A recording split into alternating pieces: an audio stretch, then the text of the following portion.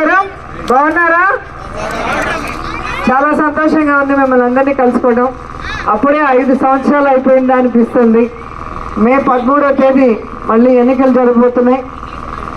ప్రతి ఎన్నికల్లో కూడా నా విజయంలో సింహభాగం కౌంటింగ్లో ఫస్ట్ వడమాలపేటతో స్టార్ట్ అవుతుంది. అక్కడి నుంచి రైజింగ్లోనే ఉంటాను తప్ప తగ్గేదే లేదన్నట్టుగా 2 సార్లు ఎమ్మెల్యేగా గెలిపించిన వడమాలపేట ప్రజలకి నాయకులకి పాదాలు వందనాలు. అండ్ మీరు చూస్తే ఆల్మోస్ట్ లోకల్ బాడీ ఎన్నికల్లో కూడా వార్ వన్ సైడ్ అన్నట్టుగా వైఎస్ఆర్ కాంగ్రెస్ పార్టీ జెండానే ఎగిరింది.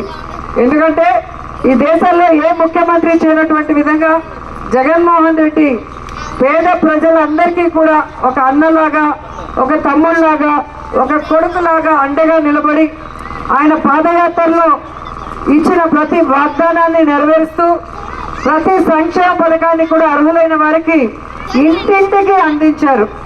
సచివాలయ వాలంటీర్ వ్యవస్థ ద్వారా గాంధీ గారు కలలు కన్న గ్రామ స్వరాజ్యం ప్రజల వద్దకే పరిపాలన తీసుకొచ్చి ప్రజల సమస్యలు తెలుసుకొని వాటిని దూరం చేస్తూ వారికి సంక్షేమాన్ని, అభివృద్ధిని అందించిన సంక్షేమ సామ్రాట్ జగన్మోహన్ రెడ్డి గారు.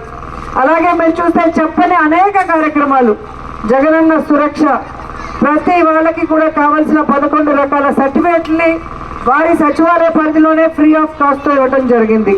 అలాగే జగనన్న ఆరోగ్య సురక్ష, ప్రతి కుటుంబం కూడా ఆరోగ్యంగా ఉండాలి, ఎవరికైనా ఆరోగ్యం బాగాలేకపోయినా అప్పుల పాలు కాకుండా ప్రభుత్వమే ఆ భారాన్ని మోసే విధంగా ఇంటింటికి మెడికల్ టెస్టులు చేయడమే కాకుండా మరి వారి సచివాలయ పరిధిలోనే డాక్టర్స్ని, స్పెషలిస్ట్ని పిలిపించి ఆరోగ్యంగా ఉండటానికి వారికి సలహాలు, సూచనలు ఇవ్వటమే కాకుండా వాళ్ళకి జబ్బులుంటే మెడిసిన్స్తో పాటు ఆపరేషన్స్ అవసరమైన వాళ్ళకి ఫ్రీ ఆఫ్ కాస్ట్తో మరి ఆపరేషన్స్ చేసి ఇచ్చే కార్యక్రమాన్ని కూడా చేపట్టారు. ఆరోగ్యశ్రీ కార్డులు కూడా 5 లక్షల రూపాయల నుంచి 25 లక్షల రూపాయల వరకు ఒక కుటుంబానికి ఎలిజిబిలిటీ ఇవ్వడం జరిగింది. ఇల్లు లేని వాళ్ళకి ఇళ్ళ పట్టాలిచ్చి ఇల్లు ఇవ్వడం జరిగింది. ఈ రాష్ట్రంలోనే 31 లక్షల మందికి ఇళ్ళ పట్టాలిచ్చి ఇల్లు కట్టించిన మనసున్న నాయకుడు జగన్మోహన్ రెడ్డి గారు. ఎందుకంటే దేశం మొత్తం కలిపినా కూడా అన్ని ఇళ్ల పట్టాలు ఇచ్చిన ముఖ్యమంత్రి మీకు కనిపించడు.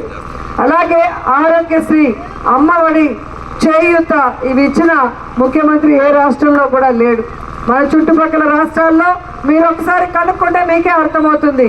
ఇలాంటి సంక్షేమ పథకాలు కాదు కదా, కనీసం పెన్షన్ కూడా 1000 రూపాయలే ఇస్తున్నారు. మనం పెన్షన్ 3000 ఇస్తున్నాం. కాబట్టి ప్రజలందరూ కూడా జగనన్నే మళ్ళీ ముఖ్యమంత్రి అయితే మీరందరూ కూడా సుఖంగా ఉంటారు. ఈ సంక్షేమ పథకాలన్నీ గౌరవంగా మీ హక్కుగా మీ ఇంటికే వస్తాయి. అలాగే మీ పిల్లలకి చక్కటి చదువుని కూడా ఈరోజు క్వాలిటీ ఎడ్యుకేషన్ కార్పొరేట్ స్థాయి స్కూల్స్కి ధీటుగా ఇస్తున్నారు. ఈరోజు రిజల్ట్స్ చూస్తే కూడా ప్రైవేట్ స్కూల్స్ కన్నా గవర్నమెంట్ స్కూల్సే టాప్లో ఉంది అంటే అది జగనన్న విజన్. గతంలో ప్రభుత్వ పాఠశాలలకు వెళ్ళాలంటే అందరూ కూడా గిల్టీగా ఫీల్ అయ్యేవాళ్ళు. రూమ్స్ సరిగ్గా ఉండదు, కూర్చోవడానికి సరిగ్గా బెంచీలు ఉండవు, సరిగ్గా బాత్రూమ్కి వెళ్ళాలంటే బాత్రూమ్స్ ఉండవు, ఆడపిల్లలకి చాలా ఇబ్బంది అయ్యేది. కానీ ఈరోజు అన్ని ఫెసిలిటీస్ ఇచ్చారు. అలాగే పౌష్టికమైన ఆహారం ఇచ్చారు. విద్యా కానుక ద్వారా వారికి బుక్స్, డిక్షనరీ ఇచ్చారు. అలాగే గౌరవంగా ఒక యూనిఫామ్ ఇచ్చారు. ఈరోజు చక్కగా ఇంగ్లీష్ మీడియము బైజూస్ కంటెంట్తో ట్యాబ్స్ ఇవ్వటమే కాకుండా సిబిఎస్ఈ సిలబస్తో ఈరోజు పేద విద్యార్థులందరూ కూడా చక్కటి చదువులు చదివి రాబోయే కాలంలో చక్కగా ఉద్యోగాల్లో స్థిరపడే విధంగా ప్రభుత్వమే మొత్తం భారం వహించి అమ్మఒడితో పాటు జగనన్న విద్యా దీవెన, వసతి దీవెన, ఫీజు రియంబర్స్మెంట్, విదేశీ విద్య అంటూ అనేక రకాలుగా విద్యార్థులకు సపోర్టివ్గా ఉంది. అలాగే చదువుకున్న పిల్లలకి సచివాలయ వ్యవస్థ ద్వారా, వాలంటీర్ వ్యవస్థ ద్వారా దాదాపుగా జగనన్న వచ్చిన వెంటనే మొదటి సంవత్సరంలోనే 4 లక్షల మంది యువతకి ఉద్యోగ అవకాశాలు ఇచ్చారు. ఇది దేశంలో ఒక రికార్డు, ఒక చరిత్ర, ఎవరూ కూడా చేయలేదు. కాబట్టి మీరు జగనన్నని చూడాలి. జగనన్న సైనికురాలిగా జగనన్న చెప్పిన ప్రతి వాగ్దానాన్ని మీ వరకు చేరుస్తూ పార్టీ చూడకుండా, కులం చూడకుండా, మతం చూడకుండా ప్రతి సంక్షేమ పథకాన్ని ప్రజలకు అందిస్తున్న మీ ఆడబిడ్డనైనా నన్ను చూసి ఆశీర్వదించాలి. ఎందుకంటే మంచి ప్రభుత్వం ఉంటే ప్రజలు సంతోషంగా ఉంటారు, వర్షాలు బాగా పడతాయి, అంతా సమృద్ధిగా ఉంటుంది. గతంలో చంద్రబాబు నాయుడు ఉన్నప్పుడు కరువు ఎలా తాండవిచ్చిందో మీరు చూశారు. ఏ విధంగా పెన్షన్ల కోసం 15 రోజులు కాళ్ళు అరిగేలాగా తిరగాలో చూశారు. ఏదైనా చిన్న పని కావాలన్నా జన్మభూమి కమిటీల చుట్టూ తిరుగుతూ ఉండాలి, కమిషన్లు ఇవ్వాలి, లంచాలు ఇవ్వాలి. కానీ ఈరోజు ఏది లేకుండా మీ ఇంటికే వాలంటీర్ వస్తాడు, మీ ఇంటికే ప్రజాప్రతినిధి వస్తాడు, మీ ఇంటికే అఫీషియల్ వస్తాడు, మీ ఇంటికే బియ్యం వస్తుంది బండితో.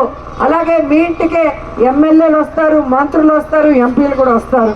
మీకు ఏ సమస్య ఉన్నా, ఏ సంతోషమైన విషయమైనా మీతో పాలు పంచుకోవడానికి వైఎస్ఆర్ కాంగ్రెస్ పార్టీ కుటుంబ సభ్యులు, నాయకులు ఎప్పుడూ కూడా ఉంటారు అని చెప్పి ఈ సందర్భంగా తెలియజేసుకొని, ఈ మండలంలో తిన్నింటి వాసాలు లెక్క పెట్టే ఒక మనిషి తయారయ్యాడు.